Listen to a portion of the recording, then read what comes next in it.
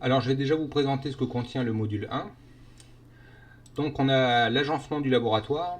Alors comme on l'a vu dans la présentation de la formation, ce premier module se décline en 4 étapes. L'étape numéro 1, le local.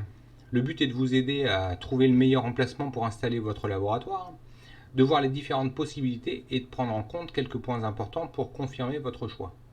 Alors, où installer son laboratoire, où implanter le laboratoire?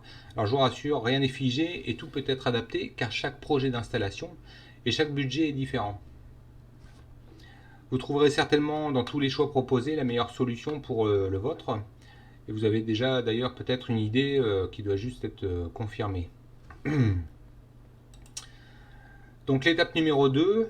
Dans l'étape numéro 2, on y verra les différents choix de matériaux que vous pouvez utiliser pour les surfaces murales, le sol, ainsi que les normes en vigueur.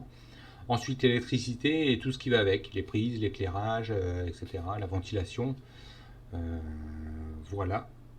L'étape donc numéro 3, ce sera la marche en avant. Donc la marche en avant qui est applicable dans les métiers de bouche. Celle-ci nous servira à planifier, visualiser et créer un plan d'agencement pour les différents futurs postes du laboratoire. Tout ce qui est cuisson, le froid, les réserves, et tout en respectant bien sûr la norme, même si des fois celle-ci n'est pas toujours applicable, surtout pour les petites surfaces. Et donc, dans l'étape numéro 4, on aura donc l'agencement. Grâce à la norme marche en avant qu'on a vue au-dessus, il nous restera dans cette quatrième étape à finaliser notre plan et anticiper les futurs investissements en matériel. Voilà, voilà. Donc on a pas mal de choses à voir. En dessous de chaque étape, vous pourrez bien sûr télécharger tous les documents correspondant aux explications.